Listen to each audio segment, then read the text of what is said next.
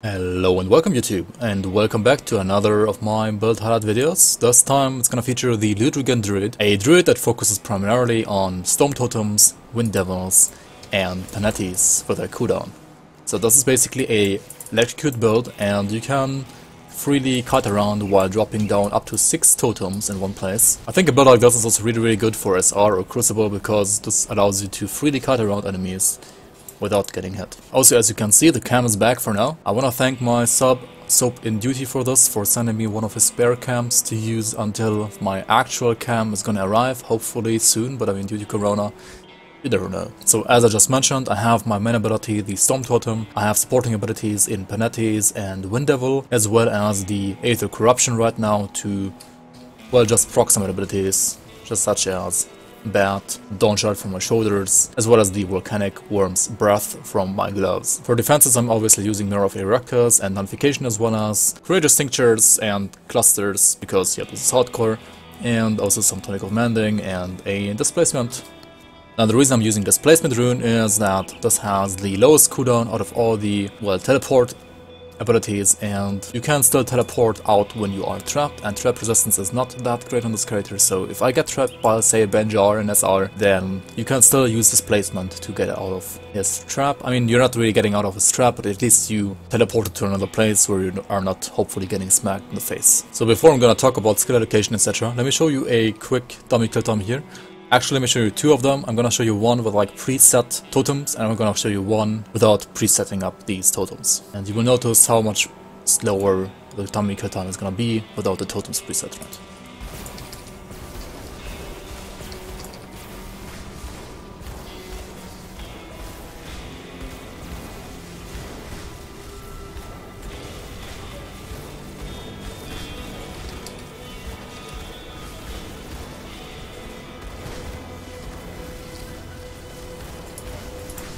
So this was around 20 seconds, right? And if we do the same now without presetting up some totems or stuff like that, it's gonna be a lot slower actually. And that just goes to show you that totems do need some special preparation to, well, unlock their full DPS.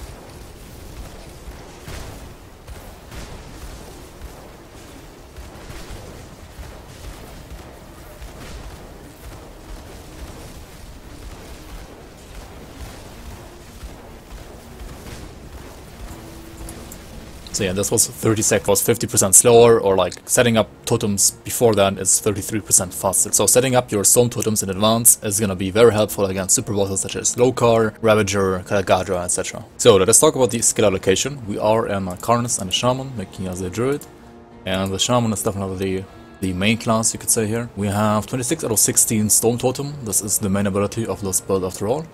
Then we have 19 out of 16 Wind Devil, 12 out of 12 Raging Tempest, and 18 out of 12 Maelstrom. You can spec some points from here over to here instead, because this is a single RR mastery, or like class rather, after all. So every point of RR is pretty important. You could like take some points from this and put them into Raging Tempest instead. Because Wind Devil doesn't really stack, like this will only apply once, right? The electrocute damage of this doesn't stack with other Wind Devils. Now the physical does, but I mean we don't really care about the physical at all anyway. But Maelstrom does stack, so Maelstrom is like the most important thing to max out here. And we have this at 18 out of 12. Then we also have the Mogdrogon's Pact line, 1 point here, 10 points here, 10 points here, Soft Cap and Heart of the Wild and Oak Skin. And this is pretty self-explanatory, I would say. These are always really good. Soft Cap on pretty much any Shaman. 1 point in Mogdrogon's Pact, because yeah, we are not playing pets, and also we don't need more HP or energy regen. Now the Savagery line, 1 point here, Soft Cap here, 1 point here. That's just to apply some electrocute damage, not really for the attack speed. Just want to get more OA and DA and also slow rest. You don't really have to play with Savagery. We're not using a 2-hitter after all, so we don't get the benefit from Might of the Bear anyway. But we are using a pistol, and it's pretty easy to apply this using a pistol when you're playing kind of a electrocute build that doesn't have a spam ability anyway. So we do have some, so to say, freedom in between, like some spare time to apply this every now and then. Using Savagery also does make kiting a little bit worse though, so yeah. There's a cost to use Savagery line here, and you don't necessarily have to. Too much OA and DA should also be fine-ish without this. But it's like even better with this, so kind of depends like how you want to play. You can definitely play it without Savagery. Then our exclusive skill Stonecolor's Pact, we want this as high as possible. In this case, I got this to 19 out of 12 for the juicy crit damage, percent lightning damage chance, and like electrocute damage, as well as stat reduction. Moving over to the Arcanist side, we have 1 point in Iskandras, 12 points in the Overload, and ideally you also want like soft cap on elemental balance, but I kinda had some other things that were more important to max or like to put some points into. I probably should also like pull some more points here and put them into either Mirror for the CDR or into Notification for the CDR, because yeah, the build has lots and lots and lots of crit damage already, so you don't really need more crit damage from elemental balance in this case. It does provide you some additional electrocute damage though, and yeah, that plus crit damage is not bad at all. It's kind of hard to decide where to put these remaining points. Like you can put remaining points either into elemental balance, into Mirror. I think you want this at least to 7. You could put this to 12 as well, if you want even less cooldown on this. Or you could also put Notification to 10, for example, for the less cooldown, also the bigger radius and the larger elemental damage reduction. You could also put Conversion down to 6 points at a set of 9, if you say have very nice CC resistances on your green gear that you might or might not be using on this build, right? Anyway, you want Maven Sphere to be maxed out, there's like no discussion about this. Then you want Penetis to be a 1/1 maxed 1. I mean, this proliferation 1 is a little bit questionable, I would say, but it should be good as well. Like, I think the additional fragments should apply the flat RR from Penity as well, that you get through the Ludigan set. And yeah, you definitely want to max out Supercharge for the electric damage. This gets modified by Ludigan set as well. And yeah, since this is using a cooldown now, you want to play around electrocute damage, right? Inner Focus 12 out of 12. You can put this higher if you want to like do more Spirit Dump than I did, but in my case, since I couldn't Spirit Dump too much, I just left this at like the soft cap. 1 point Arcane Will, I mean, yeah, it's fine as a 1 pointer, it's not amazing. Modification is 7 out of 10 right now. I talked about this earlier already, and you can put more points or less points here, depending on how you would like to have this set. Mental Alacrity, I think 1 point is fine here, just for like some additional casting speed, some flat energy, and skill energy cost reduction. You are not really a casting speed based character, so like maxing out this casting speed or soft capping Mental Alacrity is not that important. But casting speed is still nice, like you will put down totems faster with more casting speed, you will summon wind devils faster, etc. Like the more casting speed you have, basically the more time you have left to kite around. Fabric of Reality, well, just a 1 pointer for that like 3% racial damage against Ethereals and Chthonics. Alright, moving on to the devotions. Since I do have already flat RR on Penetis, I don't need to use, say, Elemental Storm or Revenant, stuff like that, right? So I went for a triple tier 3 devotion setup here. I have Ultos, Spear, and Korvac. Now I put Korvac to Wind Devil, and it procs like crazy on Wind Devils already. You can also put this to Storm Totem if you prefer that. I mean, Spirit of the Heavens, just bind it to any passive skill. Then Arcane Bomb is on Penetis. I mean, this is not always the ideal, because Penetis does have a higher cooldown than Arcane Bomb, but this pretty much always will proc Arcane Bomb, like 85% is, well, it's not 100%, but like almost 100%. Also, you don't have like anything else to put this on it except for Savagery, because all of your other skills are basically player scale pets. Like, you cannot bind player scale pets, such as Arcane Bomb, to player scale pets. And for Sustain, right now I'm using Bat, because I do have the Vitality to Lightning conversion belt. Alternatively to Bat, you could also try to run Behemoth, but Behemoth is really good if you use Hourglass, and I'm not using Hourglass right now. So if you're not using Hourglass, Behemoth is not that great. You can notice that on my older version of this build, I was using Behemoth and Hourglass. And also I did not have the Vitality to Lightning conversion belt, because back then it didn't exist. But I think now with the Vitality to Lightning conversion belt, as well as this build not fitting Hourglass, but instead the other tier 3 devotions, that should be the superior Sustain devotion. But I mean, if you still personally like Behemoth and Hourglass more, and or if you don't have the belt yet, then feel free to use Behemoth and Hourglass instead of, say, Bat and Spear of the Heavens, actually. You can just use Hourglass here without changing too many devotions, and actually Hourglass does need like 2 blue less, so you could, for example, just get rid of Spear, get rid of Bat, then you would need 6 points instead of 5 for the Behemoth, right? So you need to like pull some points from Mars. I mean, you don't need 20 blue anymore, so you can pull 1 point from Crossroads here, and then you would have 19 blue, you would have 1 more point to put into Giant. And if you take a look at Hourglass and Spear, they both need 6 points, so yeah, you don't need any more points. You just pull 1 point here, pull Spear, pull the Bat, get Giant, or like Behemoth and Hourglass instead. Apart from that, we have Watcher for the DA, we have Jackal, well, kind of a filler, Raven, pretty good filler now, and then we have Hawk Hawk is really good here because Hawk does give me OA and also cunning requirement reduction for ranged weapons, and I'm using a ranged weapon and I don't really want to scale into cunning because I'm not using physical or bleed or pierce as my damage type or internal trauma. So cunning doesn't really do too much for me except for giving me OA. But the build already has enough OA anyway, so as well. If you want to play this build, you can either try to play this build as soon as you get access to Wind Devil and Storm Totem and just play like Wind Devil and Storm Totem and level with that. But since you can't see that Wind Devil and Storm Totem aren't really like abilities that you have really early access to. I mean, Wind Devil you kinda have early-ish access to, but Wind Devil alone is not that great. I would switch over to Storm Totem and Wind Devil once you are at like 32 or 40 points in, once you have access to both Storm Totem and Maelstrom, because then these two abilities are gonna deal lots of damage. Before that, it's not that great. And before that, I do recommend you to just use Promise Strike in a two-hander, as you can see in my How to Level a Shaman tutorial video. So after the belt, you want to make your way to Widow, and to get to Widow, you can, for example, take the Raven Axe and get the blue devotions such as the Satyrs Guide and or Eel. Now you're gonna get the Widow. Now, as I just said, you should probably be using Promise Strike at least for some time. It would be advised to either use Promise Strike or Savagery, even when you have switched over to Wind Devil and Storm Totem, just to proc Widow Devotion, because you cannot bind Widow Devotion to Wind Devil or Storm Totem. And I would not advise you to go into Arcanist and get Penalty first. I would just put this to say Savagery. Now after this, the next devotion that you want to aim for is the Ultas Devotion. Now you need 6 reds, 10 green and 10 blue for this. Now you can take out the screen here and get the Hawk instead to have 11 greens. Now you can also get the Viper and the Jackal to get the blue and the red that you need. And now you have enough to get Ultas. And also you can take this point over here if you are in dire need of some Chaos Rest and HP. If you are not, then you don't need to take this. Now you want to aim for Spear of the Heavens and for Korvac. You can see that you only need more blues for these two. So you just want to take Watcher first and Eel, and now you will have 20 blues that you can use for Spear and Korvac. Now you can just get Spear and Korvac, whichever you want first and the other one second. Now you have one last point remaining, which you can put either over here, or anywhere else where you want to.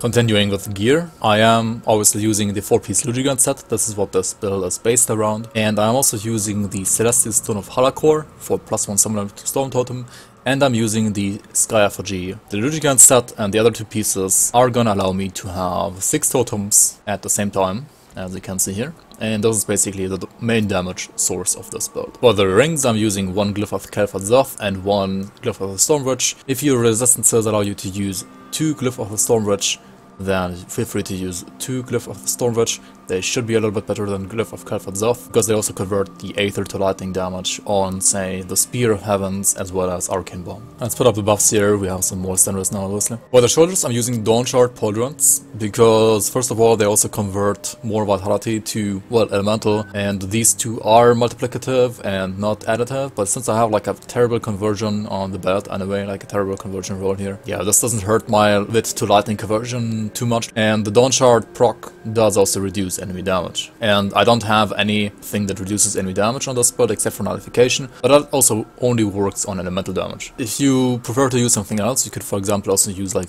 2-piece Lights Defender on gloves and shoulders. That also works pretty well. Yeah, feel free to use whatever you prefer to use here and whatever you would like to use instead. I'm just using these here because, yeah, as I said, damage reduction as well as wit to elemental conversion, but they're not necessary at all. Moving on to the gloves, you have 3 options here. You can either use Wormbone handguards, the ones I'm using here. You could use Lights Defender if you're also using Lights Defender shoulders. If you don't use Lights Defender shoulders, I think Lights Defender gloves are just inferior to either Wormbone handguards or Cinder Touch. You could also use Cinder Touch. Cinder Touch does have these like nice fire tornadoes and also has fire to lightning conversion. The reason why I went with Wormbone over Cinder Touch is that the Wormbone proc does have main hand damage, and I thought it's gonna basically heal me more because of that. But the main hand damage is like very minor anyway and doesn't really heal me properly anyway. So that was more of an illusion, but I think they're still fine right now as they are, but maybe Cinder Touch would actually be better. For the boots, I'm using the Storm Bearers. I think these are basically BIS, right? You want them for like +3 Maelstrom. +3 Maelstrom is a huge damage boost for Wind Devils. Metal, well yeah, Ludigans obviously. Belt, we have the Chains of Brandis. These are the Vitality to Lightning conversion belts. You can either go for good affixes or you can go for maximum Vitality to Lightning conversion. I chose to go for the Scorched Rune affix here instead because this does give me lots of nice defensive resistances, as you can see. Also, Stalwart Prefix helped me fix my DA, which I was struggling with a bit on this setup. I mean, these are target farmable, and the Podvebry dungeon from the Watcher Brandis, they are not super easy to get, I would say, even though they are target farmable. I mean, Podvebry is a roguelike dungeon after all, so you would have to spend skeleton keys, and also they don't even drop 100% of the time, so you're not even guaranteed one build per run. And then you also have to like get good conversion as well as good affixes, and that's kind of hard. As you can see, like I had to stick with the 43% conversion here because I just didn't have a good conversion build with decent affixes. But I mean, that's fine. As you can see, the build also works with like suboptimal builds like this. For the relic, I'm just using the Serenity because, well, I don't really have any circuit breaker. I mean, you could just go for like Alpha Storm if you want to like be more offensive, but since this build doesn't have like any circuit breaker whatsoever, sure, you have Mirror of Eructus as like a panic button, but maybe you're not fast enough to react, right? And circuit breakers are always gonna proc, even though you're like not fast enough to react. And also my first iteration of this build probably died because I didn't have a Serenity. So yeah, I'm going with Serenity this time because yeah, on hardcore it's just really good. But the pants, now these are good in this case, really good, I like them. But you can also go for, say, Arcane Harmony leg guards, obviously, they are also very good.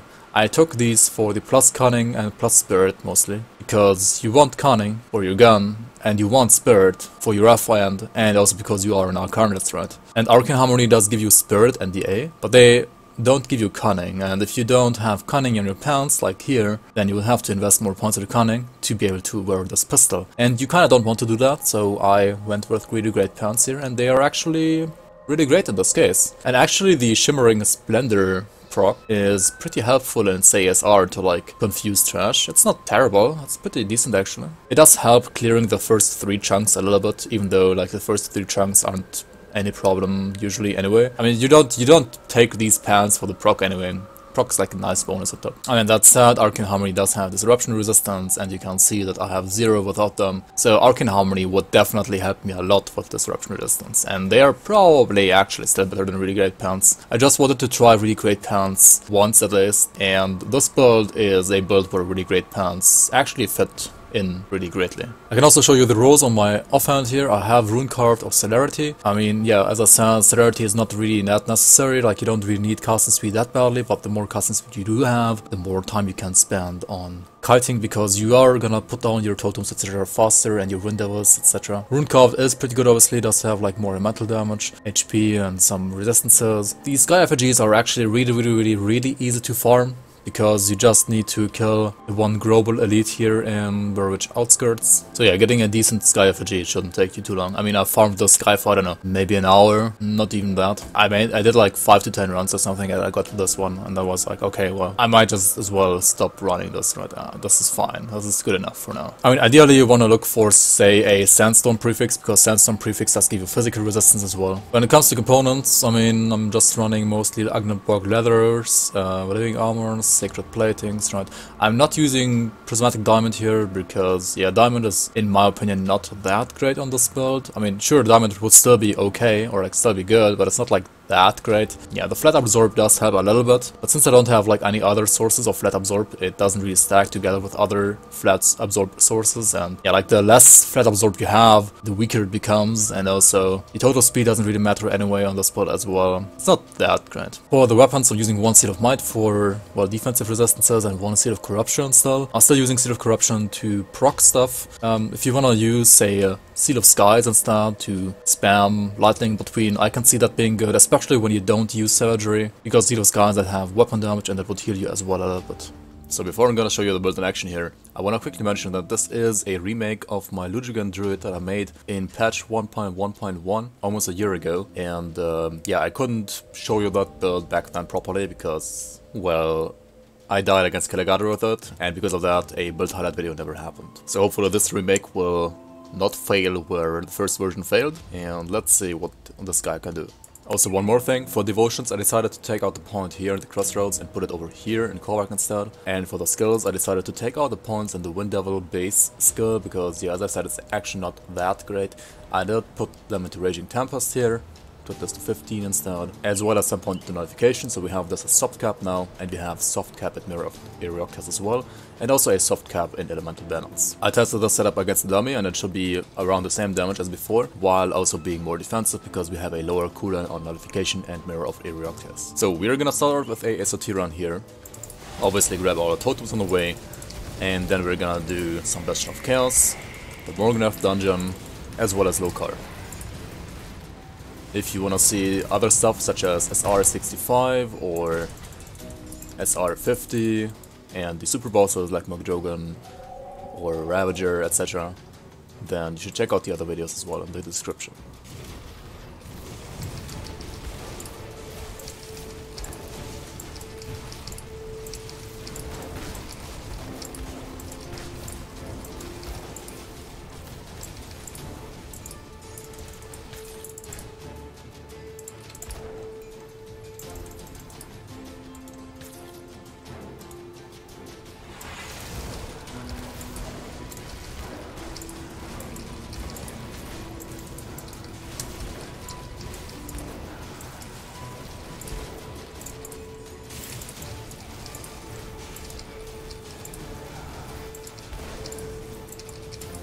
Alright, easy clap. That's long. Yeah, totems are really good for death runes as well, as you can see. As always, I'm gonna hope for a good Ugoramai, because I still didn't get a good one. Got a decent one of this. I want the one with ABB and maybe some 6 stats on it, right? So let's see here. Right, this guy is super slow, so he's gonna be kited around into eternity as well. So it's really like very easy for totem builds like this, right? Just don't get hit by the spikes, and I mean, yeah, it's already dead. So what do we got? We got the ABB one, Mystic of Butchery. Huh. I mean, Mystic prefix is pretty bad. Alright, Alchemos, here we go.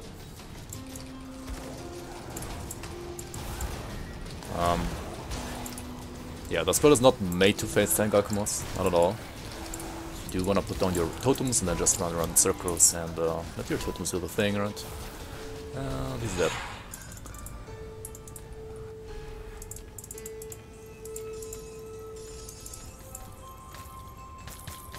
Alright, next up we're gonna go for the Bastion of Chaos. There's also always a totem here in the Necropolis Interior. Not always in this one spot, but there's always gonna be one in this level, so you should make sure that you get this one. Shouldn't be that hard to find.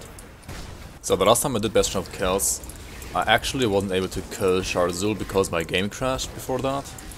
So this is gonna be, well, the second time in Bastion of Chaos for this character, but like the first time actually, hopefully, killing Sharzul.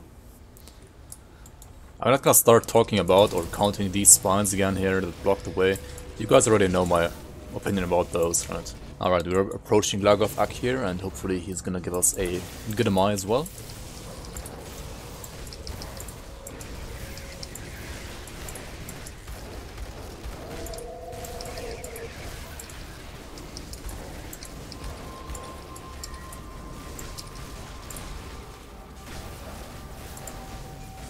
And he gave us none. Nice. Alright, Sharzul, here we go. Finally, we can fight this guy as well. And he obviously does not have a Word Eater. Maybe I should have like put some totems in advance, right? It's gonna reduce my fire below 80% actually. Always nullify ourselves, right? But I mean, damage is there, we can just mirror up. And yeah, he's dead.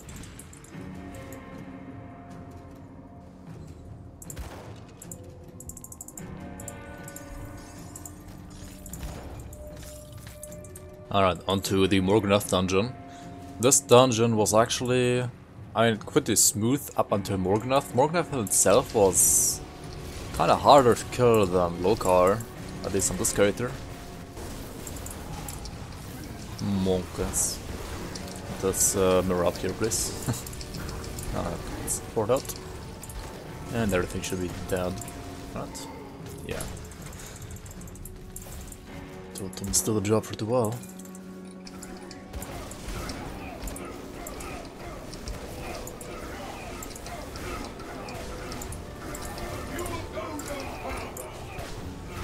Alright.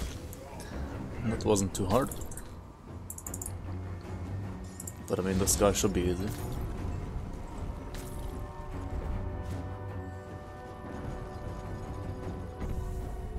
Alright, onto the Magi's. Let's hope for some sweet rings here, maybe. Shurath and Zephrys.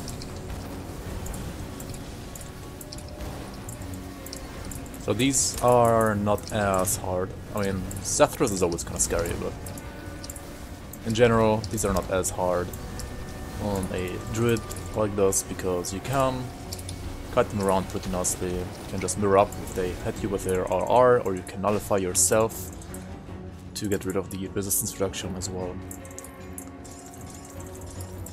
Alright, let's see how we can handle this death room here. Let's put up some totems first, maybe. Some 2 here, and there's like a 1 guy spawning there, and some more in the middle.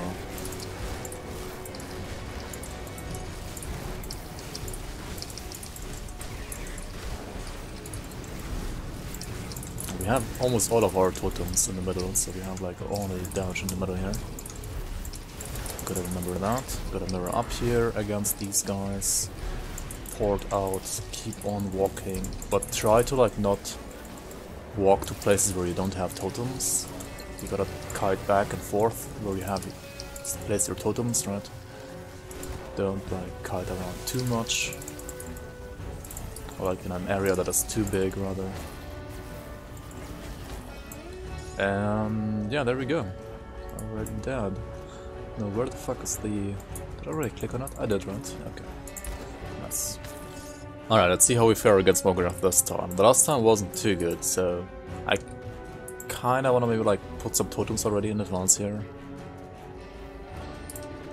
I mean, he's spawning his things in advance though. Okay, that's maybe not the best idea. Oh well.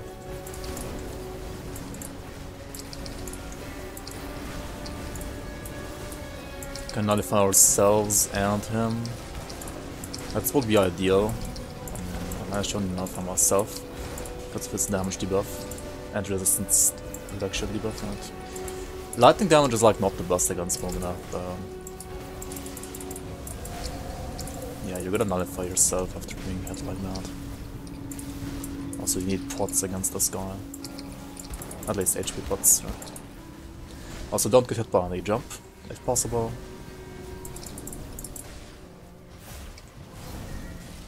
I mean, okay. He died quicker than last time it is, because I did make sure to cut around my totems. Like last time I was running around in circles all the time. Don't do that. Try to put totems like one place and then kite from like here to here and back and forth, so that he's like always getting hit by all the totems.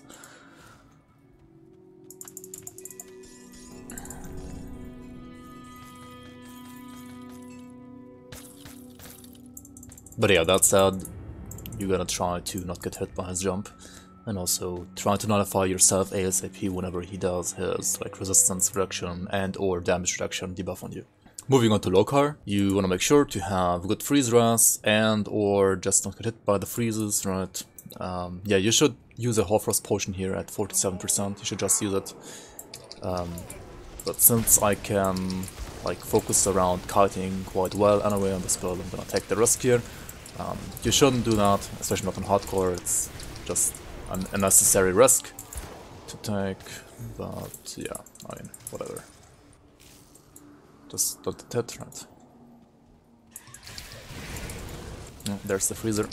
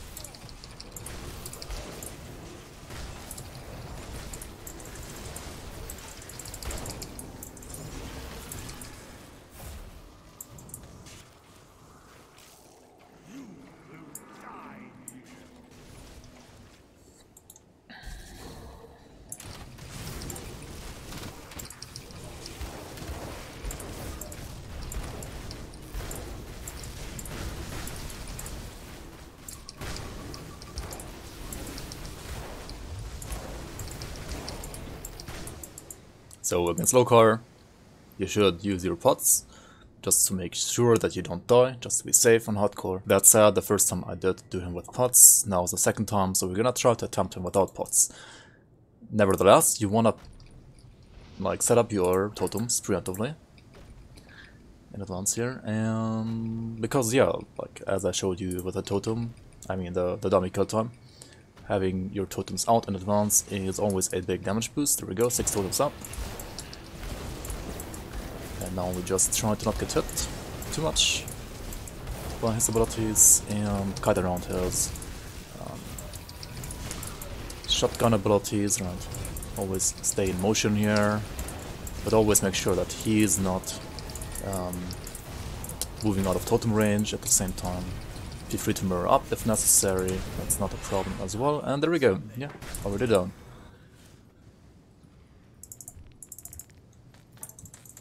Pretty easy actually on the Belios, I would say. And yeah, that's also gonna be it for me for this build highlight video. I hope you enjoyed the 6 totem Ludigan Druid as much as I did. It is a very strong build, in my opinion, as long as you know how to kite around. And well, if you want a kiting build, there aren't that many in Grim Dawn actually, then this is probably one of the better builds that you wanna try out. Also don't forget to check out my other videos about this character, such as this character killing Ravager, or like SR50 or 65 even. Also wanna thank you everybody for watching this video of this Ludigan Druid. I hope you liked it, I hope you're gonna be back for more videos, and I'll see you guys around on the next one.